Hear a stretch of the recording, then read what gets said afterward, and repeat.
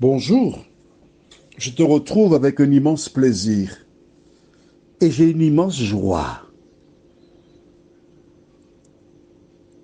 car c'est un honneur pour moi de te parler de Créateur des cieux et de la terre, qui m'a réquisitionné et j'ai répondu à son appel avec joie pour partager sa parole.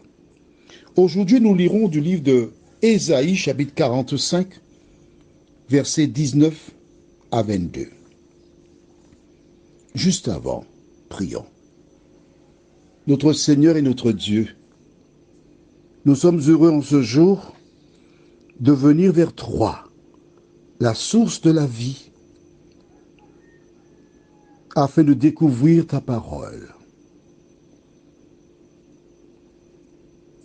Il nous est impossible de la comprendre sans l'intervention du Saint-Esprit.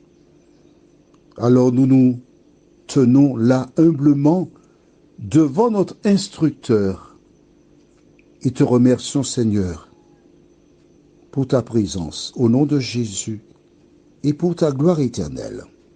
Amen. Lisons dans Ésaïe chapitre 45, versets 19 à 22. C'est versets 19 à 22. Lisons. Je n'ai point parlé en cachette, dans un lieu ténébreux de la terre. Je n'ai point dit à la postérité de Jacob, cherchez-moi vainement.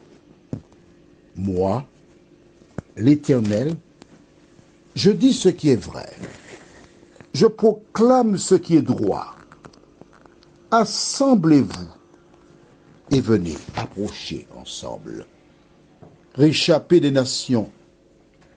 Ils n'ont point d'intelligence, ceux qui portent leur idole de bois et qui évoquent un Dieu incapable de sauver.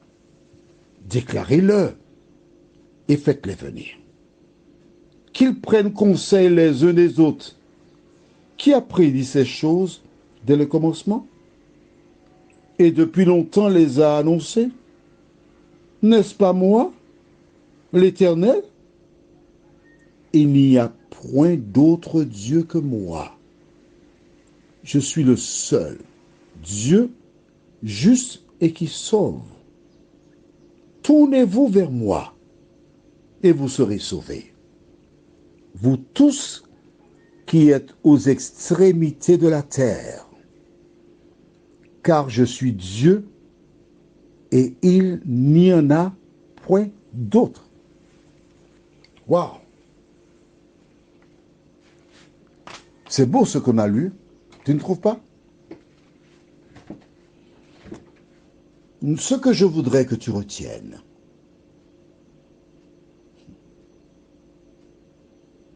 c'est que Dieu s'adresse à la postérité de Jacob. Il dit, je n'ai point dit à la postérité de Jacob, cherchez-moi vainement. Pas du tout. Lorsqu'on cherche l'Éternel, on le trouve toujours. Toujours. Moi c'est qui? L'Éternel. Je dis ce qui est vrai, je proclame ce qui est droit. C'est cela. Il invite ses enfants en leur disant, assemblez-vous et venez, approchez ensemble. Dieu désire sauver non seulement toi, mais ta maman, ton papa, tes frères, tes sœurs, ton époux, tes enfants. Assemblez-vous ensemble. Pourquoi? Parce qu'ensemble vous serez plus forts. Parce qu'ensemble l'un pourra veiller, pas surveiller, mais veiller sur l'autre. On se donnera la main, on avancera et on sera sauvé. Assemblez-vous.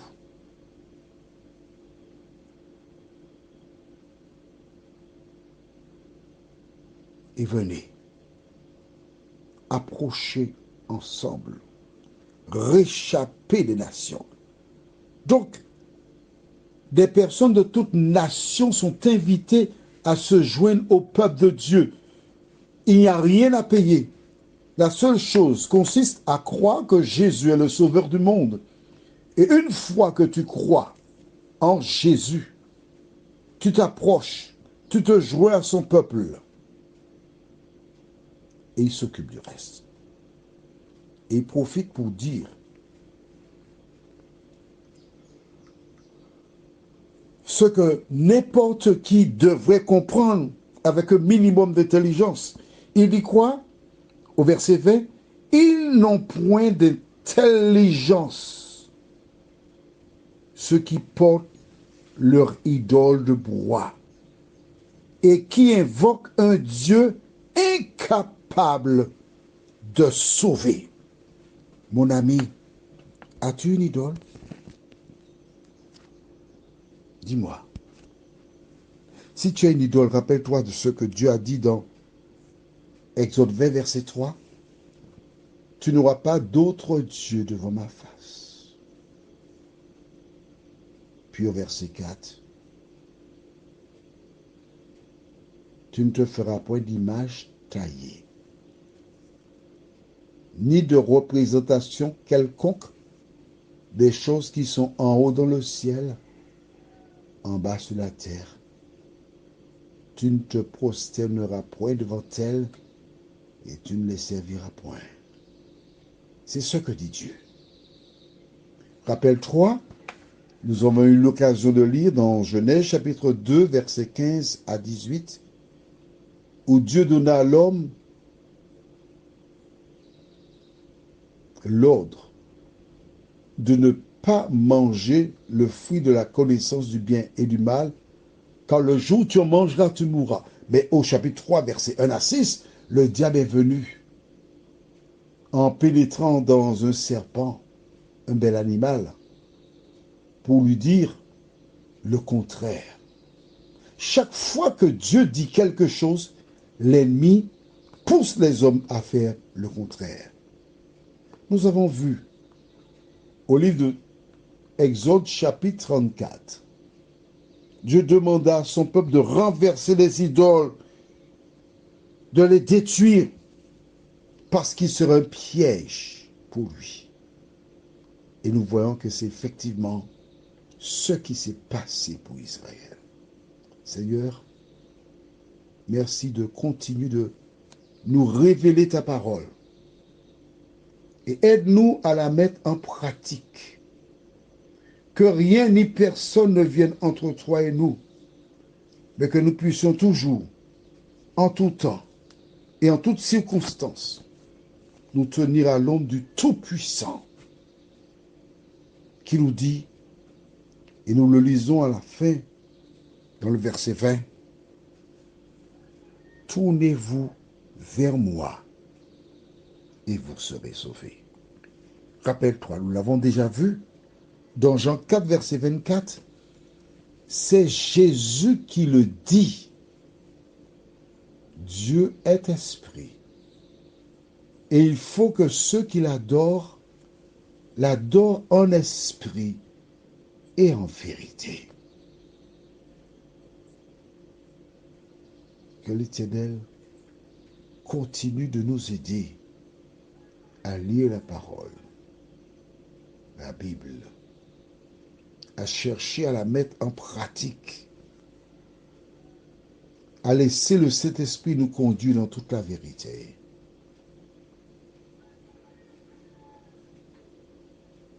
Car ce n'est qu'ainsi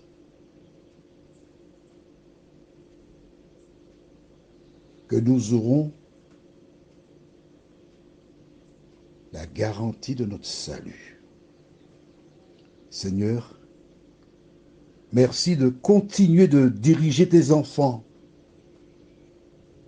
Merci de nous fortifier. Merci de nous rappeler que ceux qui se tournent vers des idoles n'ont pas d'intelligence. C'est ce que Dieu dit. Mais ceux qui ont l'intelligence se tournent vers l'Éternel directement.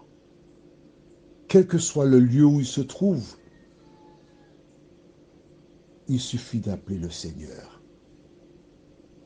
Il entend et il exauce. Merci Seigneur. Au nom de Jésus et pour ta gloire éternelle. Amen. Je te souhaite une bonne journée sous le regard de Dieu.